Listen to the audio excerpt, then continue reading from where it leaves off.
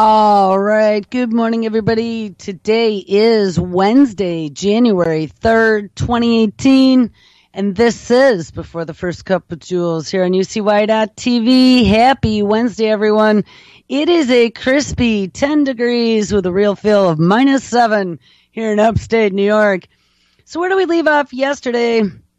We titled the show ELF, VLF, EMF, Skynet, skin antennas, no firewall, and blockchain brain. And I would have to say the yesterday's show is probably one of the scarier ones that we've done in quite a while because there were a couple papers that laid out some stuff that was just absolutely mind-blowing. One was the skin antennas, and that was something that they discovered, I believe it was in Israel, that underneath your skin, our sweat ducts are made up of these coils filled with an aqueous sodium-like solution in our sweat that conducts electricity in the millimeter and sub-millimeter wave range. And one of the things that we know about millimeter wave is that is one of the technologies that they want to use to fuel the back end of 5G. And with the coming 5G, it's going to connect the entire world and the full Internet of Everything to the cloud to be able to run big data analytics and monitor you via a dashboard. And that will be everything from smart cities to self-driving cars to environmental sensors and little crazy things such as DARPA's plant spies. If you remember, we even looked at that, turning living things into sensors that can send data back to an operation headquarters. Well, then we ended the show yesterday looking at a story that was written back in 1998 by a lieutenant, I believe, at one of the Army colleges, talking about the mind having no firewall and a lot of different new types of weaponry that utilize the laws of physics and energy to be able to tap into biological systems. We also found out that DARPA had been working on a radio bio program to determine whether or not our cells communicate via electromagnetic frequency. Guys, this really is getting to a point where the technology is beyond the understanding of the common man, and just because they can't see it, it doesn't exist. But that is not true. Just because you can't see it means it's gotten smaller or more discreet. So the last thing that we looked at yesterday, and this is where we're going to kick off the show today, was putting the brain on the blockchain. We had run across blockchain and cryptography quite a bit in looking at this transhumanist agenda, and I really hadn't kind of understood how this fit into the big picture. But this article my friend sent me, we started covering yesterday, and we're going to finish today. I'm going to keep an eye on the clock. Really kind of lays out the future of where this blockchain technology, which, by the way, the year of 2017 was the year of AI. The year of 2018 will be the year of blockchain, and that's where we're going to kick off the show and how this is going to be important to the future of the human race. So they say if 2017 was the year of Bitcoin, which I would say maybe, but it was more AI, then 2018 is going to be the year of blockchain technology disrupting the technology world forever. Like just what we need. Another disruptive technology to add to the pot. Ethereum, which is a leading blockchain platform and catalyst for a rampant number of decentralized applications and blockchain-based platforms, has proven over the past 6 months that it is far from a fad. It is more than a trend, and it is everything the internet always wanted to be, which is a fair and public way to store and transfer information. And that's what it comes down to, especially in lieu of the escalating conversations surrounding net neutrality. Thank the FCC for that one. I still think this whole net neutrality hoopla has to do with them wanting to get rid of all the licensing on the back end and turn it over to the big pulsating brain in the sky to splice, dice, and multiplex on the fly. There has never been a more poignant time for blockchain technology. Many compare today's blockchain revolution to the dot-com boom of the 90s, and those were my days in technology. And if that is the case, well, be prepared. And in many ways, they are similar. Hardly anyone understood what the internet was back in the 90s, but I did. And despite all the media attention around Bitcoin and blockchain-based ICOs, which are more affectionately known as initial coin offerings, kind of like an IPO, very few people truly understand the purpose they serve or what sort of future they can create. Well, we're beginning to. A great example, think about how many new companies in the 90s added .com to their names solely for the purpose of perception, and they did do that. And now we are seeing the same happen with blockchain and the brands like Long Island Iced Tea changing their name to Long Blockchain Corp. Which is ridiculous. The company saw an instant rise in its stock price of a whopping 200%, according to CNBC. And these are the sorts of stories that perpetuate the belief that cryptocurrencies and this blockchain thing are nothing more than bubbles waiting to burst. And that's what I've always been thinking on the backside. Or maybe the feds to come in and to decide that they are going to make a federal case out of it. But no, that's not what happened. If you can't beat them, join them, and we'll get there. So if you look at how much money was raised through ICOs in 2017 alone, the $1.2 billion as of August exceeded what was raised through conventional venture capital. This happened the same year that Ethereum was priced at merely $20, and its big brother Bitcoin had yet to even cross 800. So compared to where they both stand, there is no sense in even setting the current price, because by the time you read this, the price will have gone up again.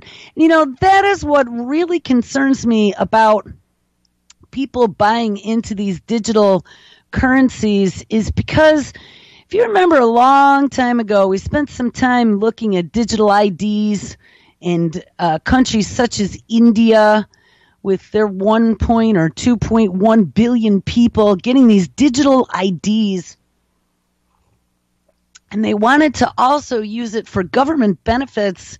And it was going to be the one form of identification that allowed them not only to quickly form a level of trust with government organizations for them to hand out benefits, but it also was linked to your monetary accrual and your banking, so you could use it to buy and sell things. It's very interesting. Something we ran across probably a month or so back was this new digital ID thing that they are rolling out for immigrants. And if I'm not mistaken, there was some involvement of blockchain in there for privacy purposes to lock down the data so it was secure. But it was a digital ID, and they were saying, you know, people who have been displaced by war-torn countries and other reasons can now have a secure way and not have to worry about having birth certificates or whatever to identify themselves. Well, that would be their digital ID on the blockchain. So we're going to go a little further and take a look. It's not just about currencies. These digital currencies are a dangling carrot to get people to jump on board because of the greed factor. Remember, there are 7 deadly sins that they wrote about in medieval literature. I studied a lot of medieval literature in college, and one of the things that I have realized is that those 7 deadly sins are like these 7 chinks in the armor where humans are easily manipulated. And if you can exploit those, you can make anything happen when you're trying to manipulate a society. So anyway, this Bitcoin boom, digital currency boom, I think is the dangling carrot to get us all investing into the back end of what is going to become the new digital existence of the future. So, all right, anyway, so as more platforms are being built, more money will be raised, and as more money is raised, bigger and better platforms will be built, so on and so forth, and it's reinforced Ethereum's value at an exponential rate. So why this is not the dot-com boom, established financiers want to believe it is because of 2 major differences. First, you couldn't buy in and out of companies back in the dot-com boom. You made an investment in an internet company, and then you waited. But with things such as Ethereum, you can buy in, you can buy out, and you can use your Ether to buy in and out of decentralized applications that are also built upon the infrastructure. It is also a marketplace, not a slow and rickety investment vehicle like, oh, that was so 90s. Secondly, when people bought into internet companies in the 90s, they were speculating on just one company, one team, one horse in a much larger race. And when people buy into Ethereum, they are buying into the entire race itself. All the horses, all the teams, all the companies building on its technology. And for every user gain, there's another person sitting at the table saying, I think I believe in this. And that is powerful. And it is. And it's getting people to decide that they're just going to tra-la-la along. And I don't know, I mean, if you invested $20 back in 2009, you'd probably be very wealthy today. But is that blood money? Because where you see that this technology is heading in the future, I would almost think it is. It sounds like a bad Black Mirror episode that leaves you feeling very unsettled when it is over. So the decade from now, we will call this the blockchain boom. So for example, ShipChain is a blockchain platform aiming to disrupt the severely outdated world of freight and logistics shipping. And it already has partnered with a company with Purdue Farms, and this is an industry that hasn't moved in decades, and now it is poised for an unprecedented disruption by implementing blockchain capabilities and efficiencies. A different example is Dragon Chain, which is a blockchain platform, incubator, and marketplace that actually is an open source ecosystem for other blockchain projects aiming to spark and further mass adoption. Think of Dragon Chain as a catalyst for dozens upon dozens of other disruptive blockchain platforms. Oh my God, just what we need. Making tools easier and more accessible to developers and innovative minds. So if ShipChain is an example of a company that is using blockchain to disrupt an industry such as the shipping industry, then Dragon Chain is an example of a whole other slew of blockchain platforms that will be built solely for the purpose of making it easier for entrepreneurs and innovators to leverage the blockchain. In 2018, we will see both of these kinds of platforms, industry-specific and blockchain adoption, exponentially increase. And as they do, we are going to witness a tidal wave of innovation. The differences between now and the dot-com boom, however, is that at the end, there won't be a crash, we hope, and there will be no bubble at all. There will only be a long list of companies that failed to keep up and those that came assimilated. So now I ran across another story. I did a Google alert yesterday for blockchain, and I had a lot of good stuff this morning. This was out of the Financial Times. FT.com, Truth and Fiction in Blockchain's Brave New World. I thought that was quite an interesting use of the title. Why is the mere mention of this technology sent stock prices soaring? It's because people are stupid and they invest in anything that looks like it might make money because greed is a very good motivator. Before Christmas, a fascinating new phenomenon began to manifest itself.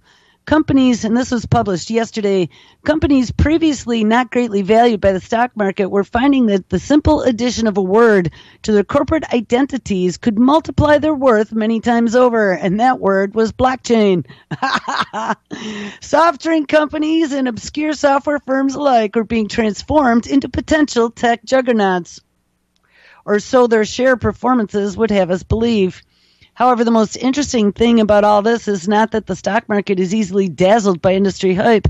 That has been true for a while. It is the way a word can be detached from its original or literal meaning and transformed by the sheer power of imagination and gullible people into meaning almost anything one desires. That is really fascinating.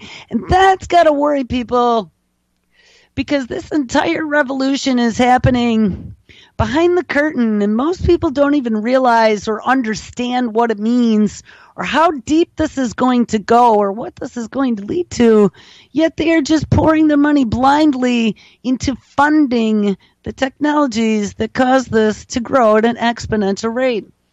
As a phrase or concept, blockchain is almost meaningless, we're often told that it is the technology that allows cryptocurrency systems such as Bitcoin to operate independent of intermediaries or bank networks, right? But it's also a security system using cryptography and striping to be able to stripe blocks of data in disparate locations so they can't be easily hacked or cracked.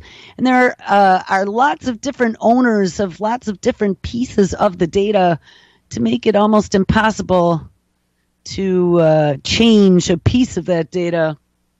But in reality, however, Bitcoin is a bunch of pre-existing technologies assembled together to achieve a single objective, and that is the creation of a clearing system which runs independently of banks and which cannot be corrupted by sinister agents yet, and in which nothing can ever be changed unless everybody who owns a piece of it gives their approval.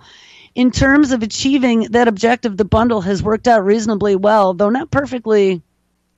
Glaring flaws have become increasingly obvious over time, and these include huge energy expenses of maintaining the system and capacity limitations and spiraling transaction fees.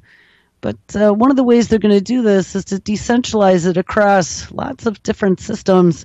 Blockchain aficionados insist that many of these downsides can be avoided if only certain parts of the bundle are borrowed and not others.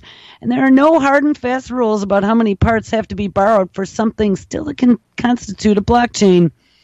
For this reason, most serious blockchain companies dropped the descriptor a long time ago, adapting their identities to reflect the bits of the pre-existing technology that they were using.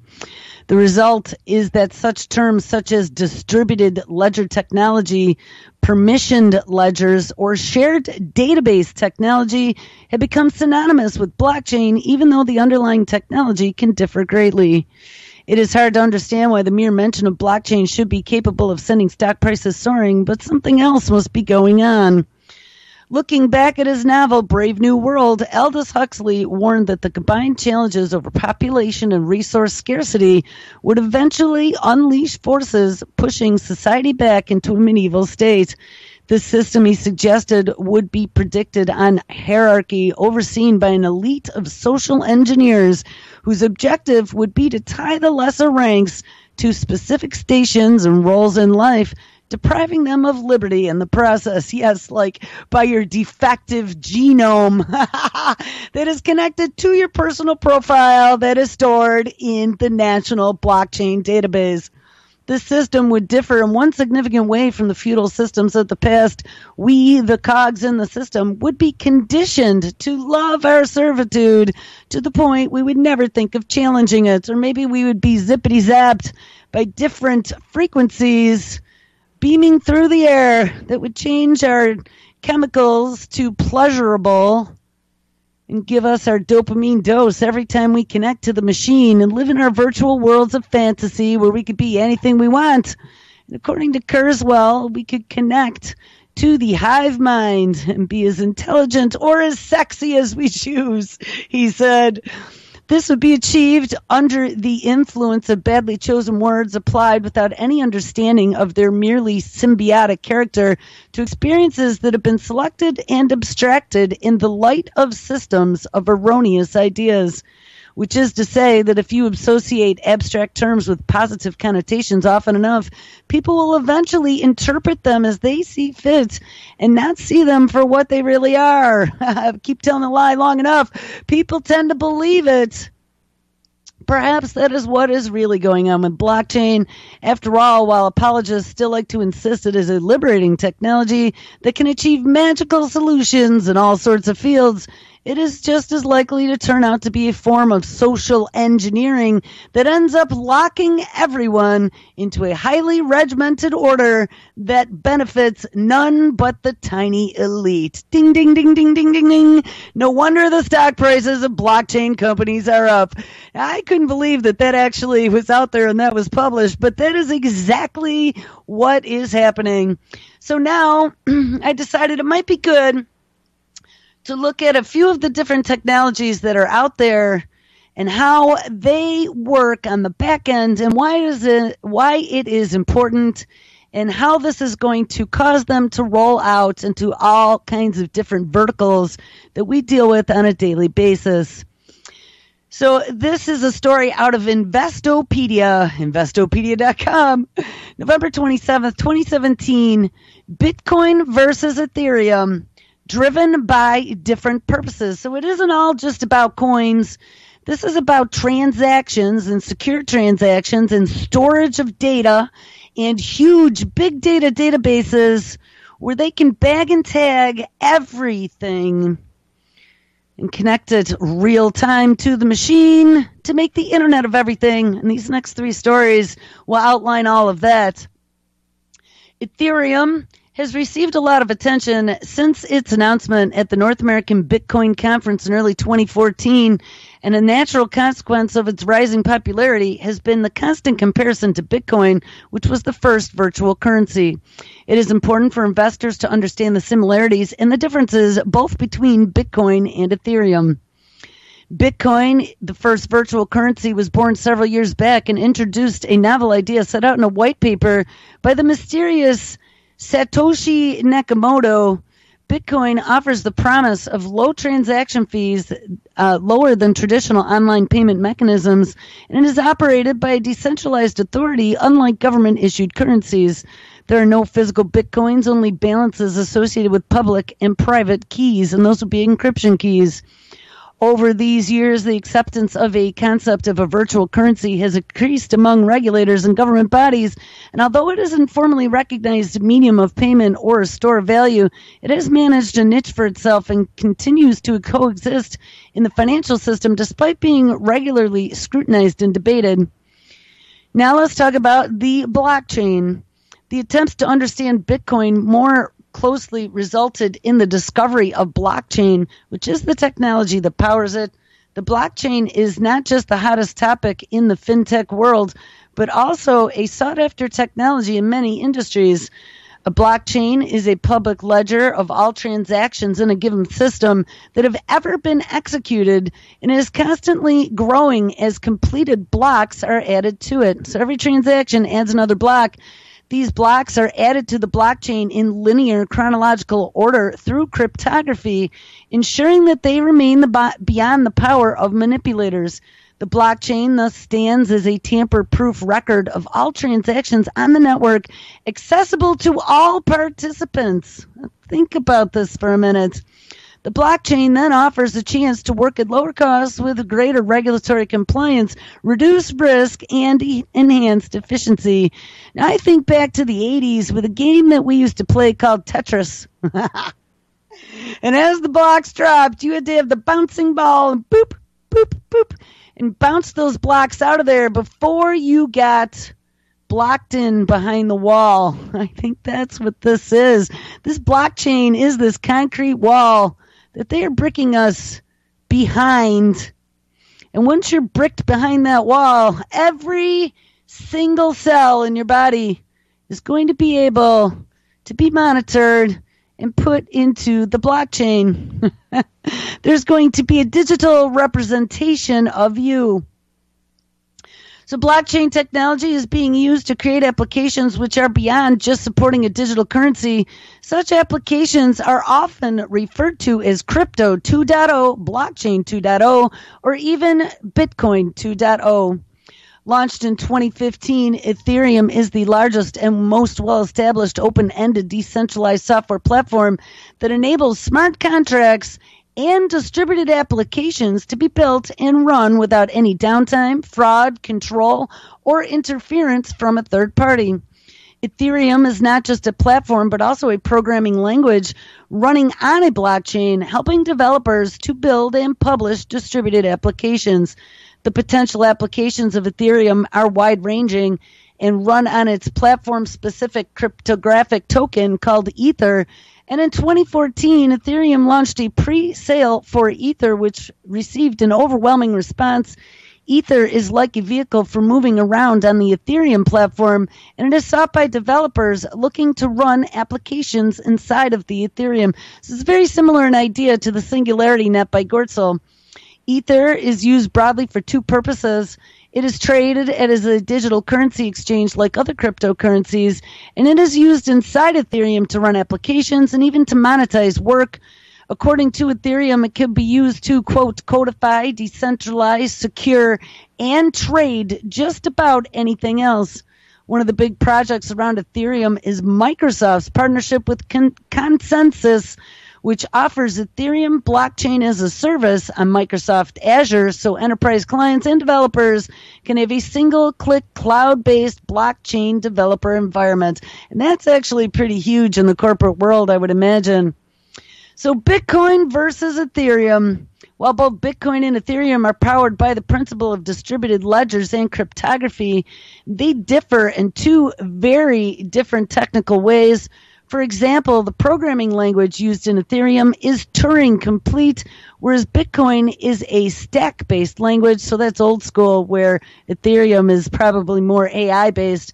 Other differences include block time, which is an Ethereum transaction and is confirmed in seconds compared to minutes for Bitcoin. In their basic builds, Ethereum uses F-hash, while Bitcoin uses a secure hash algorithm, which is the SHA-256, and that again is an old school algorithm that's used in like wireless technologies and stuff. However, from a general point of view, Bitcoin and Ethereum differ in purpose. While Bitcoin is created as an alternative to regular money and is thus a medium of payment transaction and a store of value, Ethereum is developed as a platform which facilitates peer-to-peer contracts and applications via its own currency vehicle. While Bitcoin and Ether are both digital currencies, the primary purpose of Ether is to not establish itself as a payment alternative, unlike Bitcoin, but to facilitate and monetize the working of Ethereum to enable developers to build and run distributed applications. The bottom line, in sum, is that Ethereum is a framework and it is an advance based on a principle of blockchain that supports Bitcoin, but with a purpose that does not compete with Bitcoin. However, the popularity and rising market capitalization of Ether brings it in competition with all cryptocurrencies, especially from a trading perspective. Currently, the market cap is more than Ripple or Litecoin, although it is far behind Bitcoin. And on the whole, Bitcoin and Ethereum are different versions of using blockchain, and they establish themselves driven by different intentions. So, where does that take us? To the blockchain wars. This was written yesterday, also out of Investopedia. Blockchain wars. IoTA's Tangle, so this is another technology on the blockchain, takes on Ethereum. Oh, so this is like another 3.0. The blockchain craze continues unabated as more and more companies create new applications faster than ever. The architecture made popular by Bitcoin and its contemporaries has proven to be a useful tool that offers better scrutiny and transparency, leading to its growing adoption in several industries thanks to its effective communication and its public ledger. Even so, blockchain's meteoric rise has not been without speed bumps, and there have been instances where it has shown weaknesses that could prove to be major challenges down the road. In an industry such as the Internet of Things, ding ding, blockchain's capabilities have proven to be particularly strong fit. Interconnected devices require rapid and transparent data verification, something blockchain's ledger can handle exceptionally well. So this is going to enable the Internet of Things and then the Internet of Everything to include you. However, some have complained that blockchain's somewhat rigid architecture makes it well suited for robustly storing small amounts of data, and this means it is not truly scalable for such things as big data that has come to be synonymous with IoT. This and other concerns has led a team of developers to launch a company named IoTA, which is a cryptocurrency platform designed for the demanding IoT ecosystem. With a twist on the traditional blockchain, the company calls Tangle,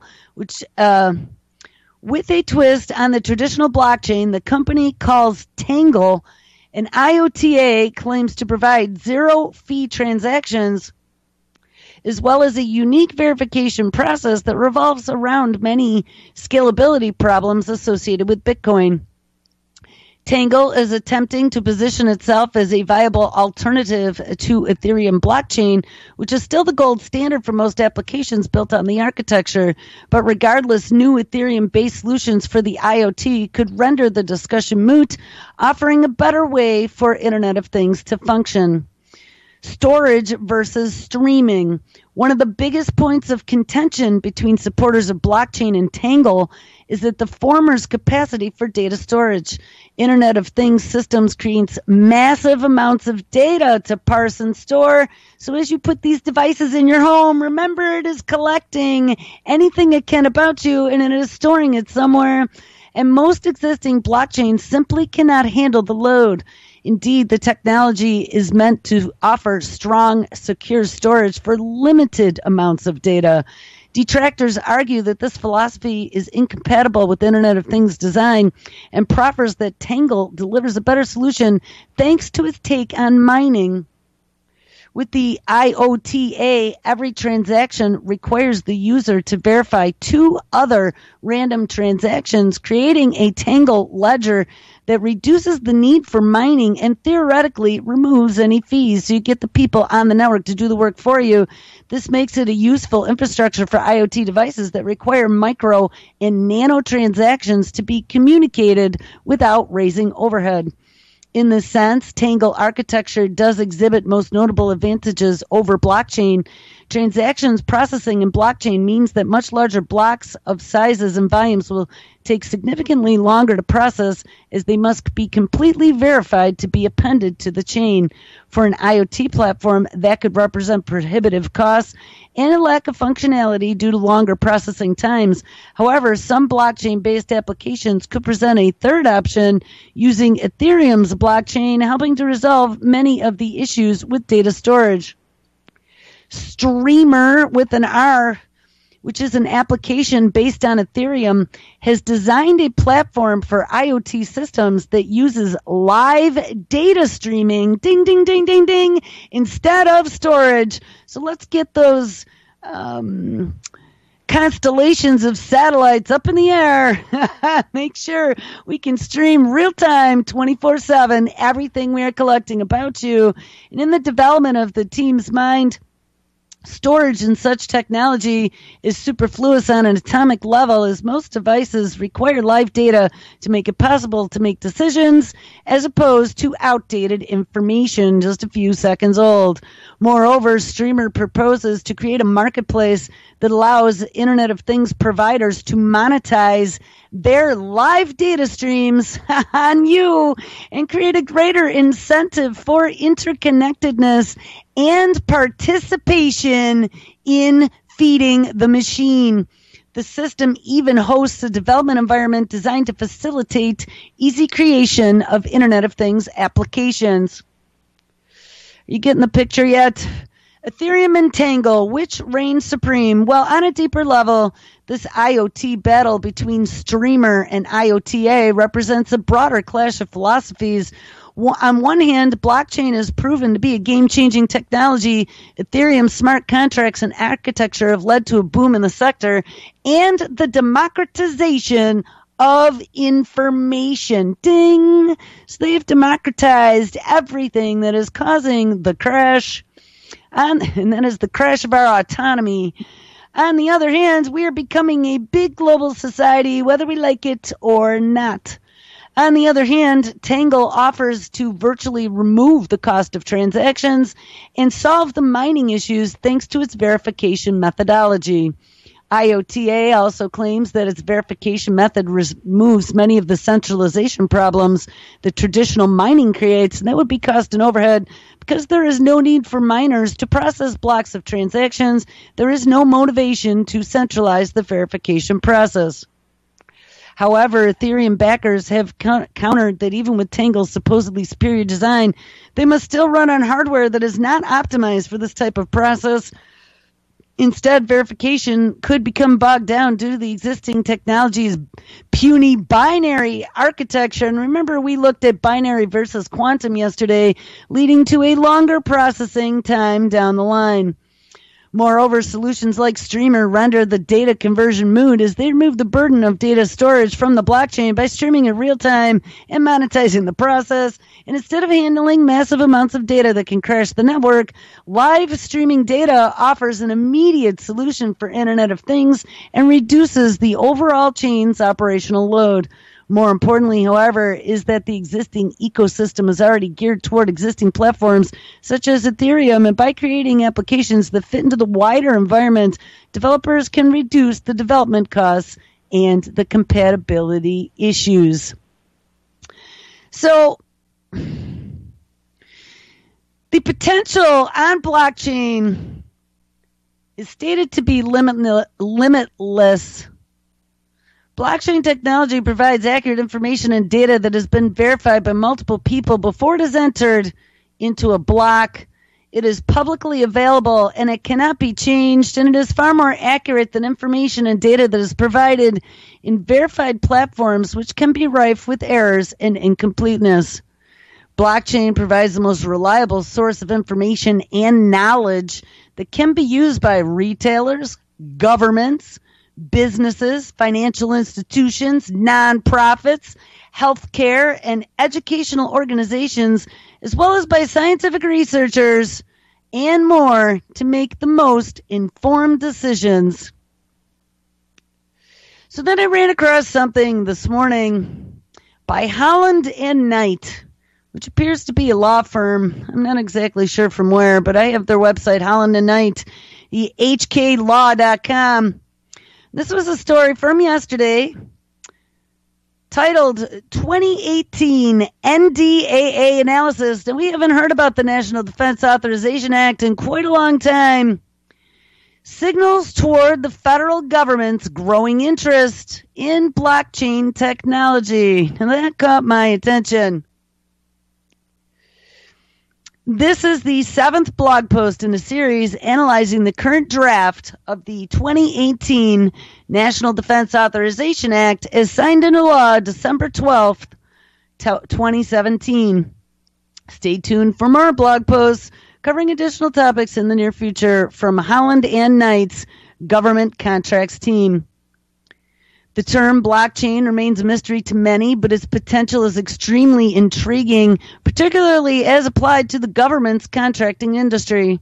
As reflected in the 2018 NDAA, which is HR 2810, the federal government is cautiously entering into the blockchain waters. This blog post will first attempt to explain what blockchain is, and then we'll review some of the government's efforts to understand how blockchain can improve its business process. And that's how this is rolling all out. This is as a business process. This is for trusted contracts and autonomous exchanges between entities. And then artificial intelligence manages it all on the back end and makes transactions based upon whatever application you are applying, and that application could be supply chain or distribution of any type of service. There are entire divisions within corporations and within governments that deal with contract administration, and they are looking, those are pretty well-paying jobs as well because they involve knowledge of law, and contracts, and precision. These are going to be more white-collar jobs that are going to be vaporized by the machine. So where does this lead us? So the federal government is getting very interested, and I don't know if I really want to get into all the details of their back-end GSA contract operations, but it is very sizable on the government side of things. But this story caught my attention as well. In Israel, that's another one of our mad offshore science laboratory countries, a blockchain and a crypto hypercluster is just getting started. In recent times, it's Eastern Europe and Russia which have become the hotbed of cryptocurrency development. But on a recent trip to Tel Aviv, Israel, and that is the author, that is Mike Butcher, took part in what might turn out to be a historic lunch. The lunch took place just after a well-known tech investor, Moshe Hogeg, announced to the world that he would invest every in every Israeli blockchain company that approached him, and then investor group called Alignment consisted of a Singularity Team Technology Group together with a Cointree Capital and Blockchain IL. Held at Alignment's new blockchain hub in Tel Aviv, we got to hear from an array of new companies. Dubbed by many as a startup nation, Tel Aviv has begun to produce a new breed of tech giants, but it is now turning its hand to blockchain and crypto companies. In recent months, my mailbox has become inundated with pitches from companies claiming to be the next blockchain phenomenon with plans to revolutionize the finance world, the healthcare landscape, the travel industry, and you name it. The problem is which one, if any, can deliver. And however, after getting deep into the subject with the companies that I met, I realized that many were at least onto something. Whether they would survive or not, well, here's a rundown of who I met with. The first one is Era Chain. The idea of blockchain networks that works for the average person is still far off, but Era Chain wants to address that. The next one is Zen Protocol. Adam Perlow wanted to focus on making Bitcoin better, usable, and more useful. He spent last year creating Zen Protocol, which is leveraging blockchain and the popularity of Bitcoin, trying to decentralize the financial system by building a new protocol that is purpose-built for finance. Third one is called COTI, C-O-T-I. And they have not yet tapped into the full potential, but trust is centralized and held by banks and Visa, etc. And since these are centralized, there are high fees. But meanwhile, Ethereum and Ripple is not designed for payments, so there's a solution system built from the ground up to be made for payment mechanisms in which zero instant fees are reversible and have anti-fraud mechanisms. So that's where this COTI falls in. I don't know if we're going to get into all these, but there's 10 or 12 of them all being created now in Israel. But here's something that I discovered. Even though the world is being taken by storm by blockchain, there is an imminent threat to blockchain, and that is quantum computing. There's a lot of research going into quantum computing right now, including lots of research over the years by DARPA and researchers at MIT. We heard yesterday listening to a couple lectures and a professor from there. So when they get really good at quantum computing, we found out China has a national initiative, if I'm not mistaken, dedicated to quantum computing and quantum internet and all these different quantum satellites and things. Because they can use qubits, and that would be better than the puny bits of zeros and ones. Qubits are zeros, ones, and half zero, half one, or a combination of any two. It allows it to operate much faster than any digital miner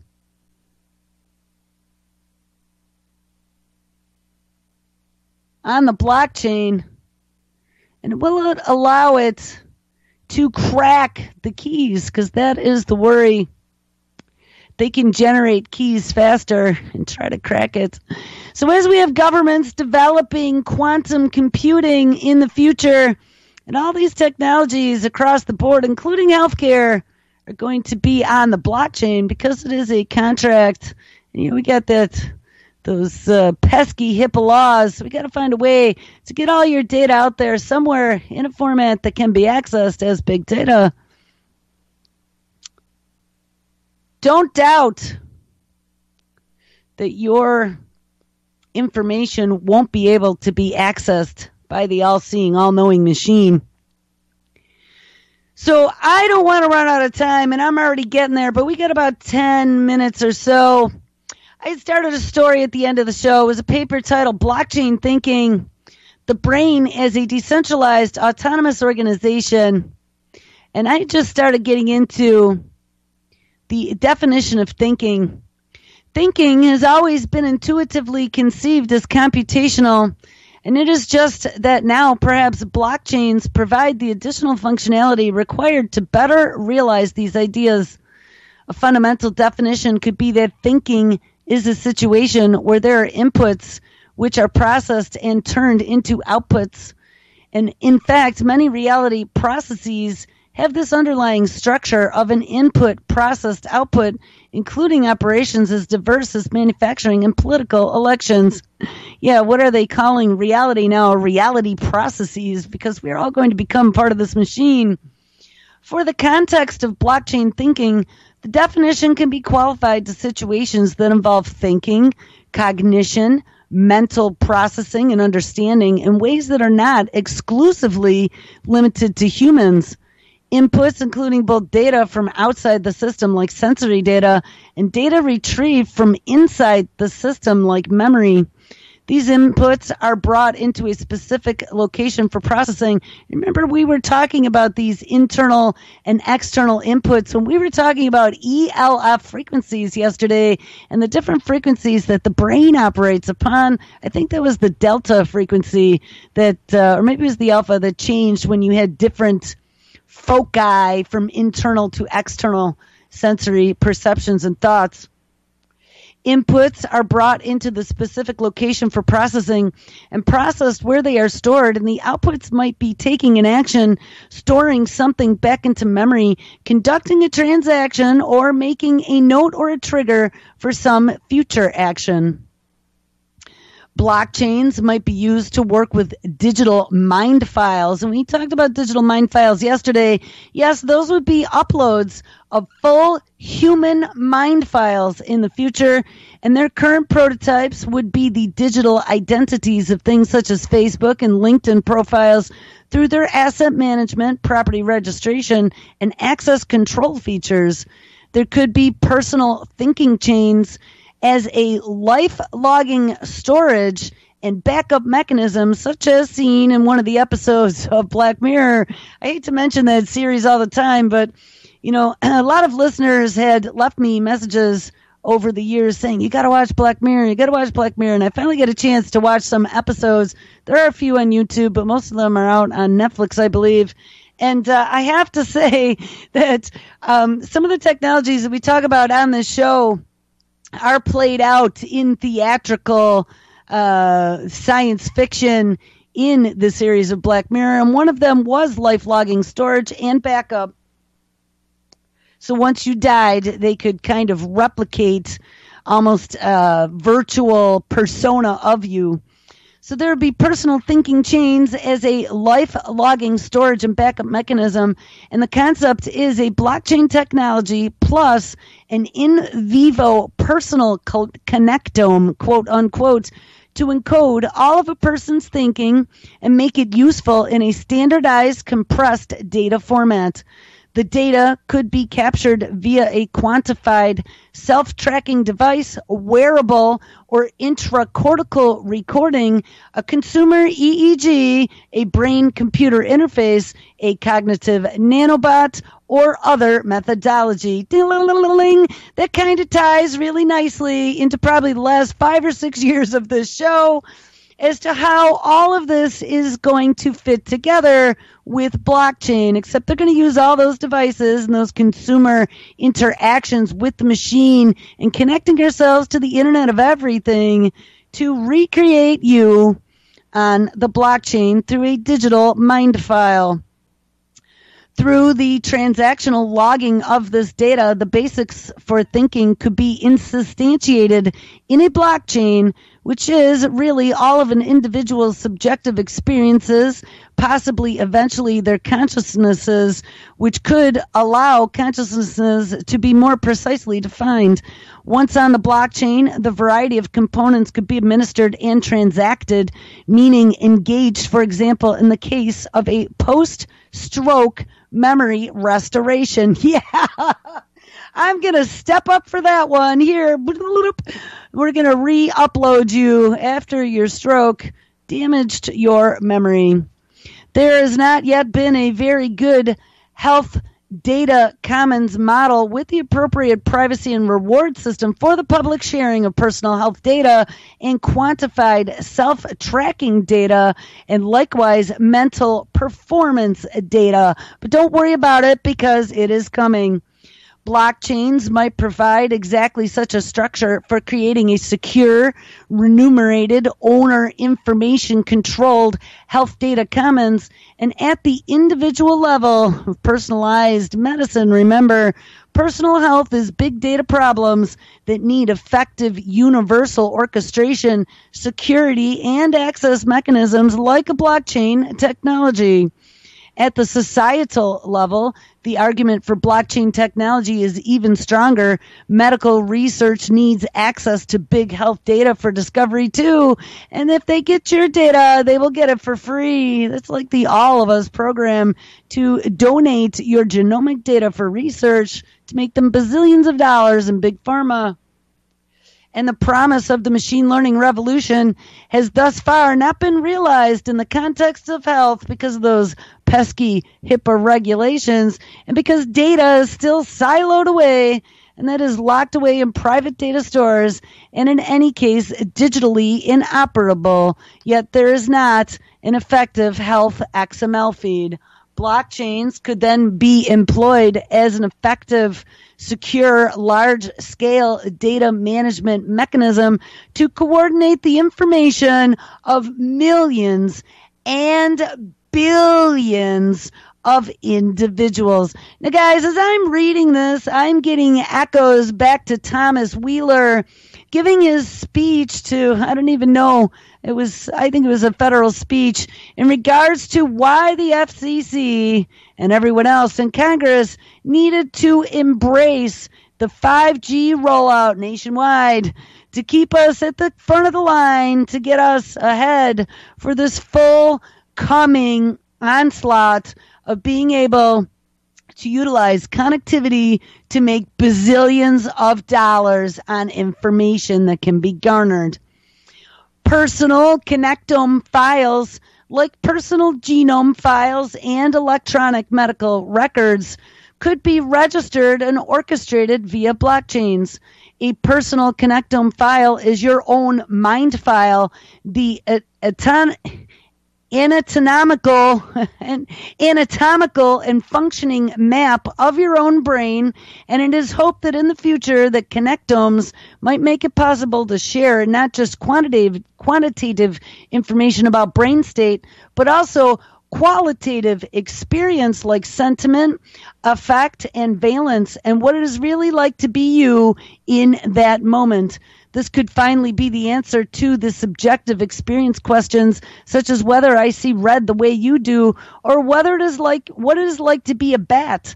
And the idea would be to register your personal connectome file on the blockchain, just as electronic medical records and genomes are done now. The files are not literally stored on the blockchain, but stored in blockchain registered transactions that have a unique ownership signifier and include pointers to files which are stored securely in decentralized off-chain locations. Thus, health record blockchains could be used to denote ownership and manage access to these kinds of sensitive data files. A blockchain-based coordination system could be ideal for personal health record management, for privacy, security, access control, and just sheer administration, because the big data era is meaning that billions of data elements may comprise any one individual's health file. Now, guys, I really think that this is what is behind the whole Obamacare initiative that then has since failed, and this whole rollback, and this whole, oh my God, now we don't have a solution, yet we have people who are in need of health care. Problem, reaction, solution. Let's put it on the blockchain, lower costs, lower data processing and transaction fees, and give it to the artificial intelligence, maybe even Dr. Watson, to administer everything and make this a better world. NVIDIA has all kinds of new partnerships with different MRI companies and GE Healthcare and some others, I believe, that is making this a reality. There's even more sensitivity and stigma attached to sharing mind data than other forms of personal data like purchasing transactions and your physical health data. But these are kind of live streaming, and blockchain technology models could facilitate a number of ways to share the data privately, safely, and remuneratively. Life logging could include a personal thinking blockchain to capture and safely encode all of an individual's mental performance, emotions, and subjective experiences onto one blockchain at minimum for backup and to pass on to one's heirs as a historical record. Yeah, I don't know if I want my grandchildren to know what I was thinking or feeling. Personal MindFile blockchains could be like a next generation of a Fitbit or an Apple's iHealth on the iPhone 6, which now automatically captures 200 plus health metrics and seamlessly uploads them to the cloud for data aggregation and processing into actionable recommendations. So I wonder if the user of the iPhone 6 knew about that one. Similarly, data could be used and easily and securely recorded to personal thinking chains and mental performance optimization recommendations made to an individual through services such as Siri, Google Now, Microsoft's Cortana, and Amazon's Alexa Assistant, perhaps even piped seamlessly to a personal brain-computer interface, or delivered as an ambient suggestion or in interaction with personal robots like Robot Base's Personal Robot, MIT's Jibo, or Amazon's Echo. Speculatively, ultimately, the whole of a society's history might not just be public records and document repositories, but also an internet archive of all digital activity, but also all the mind files of all the individuals that live there. Mind files could include every transaction in a sense of capturing every thought and emotion of every entity, human and machine, encoding and archiving this activity into a life logging blockchain. The blockchain's health argument, which is using blockchain as a large-scale coordination mechanism for the integrated analysis of an individual and populations, quickly extends from pathology resolution to preventative medicine to cognitive enhancement to blockchain thinking. And that is where they are taking us. That is the path. That is why we need to get connected via 5G, 24/7, real-time monitoring, connected via our devices to the big pulsating brain in the sky to be integrated.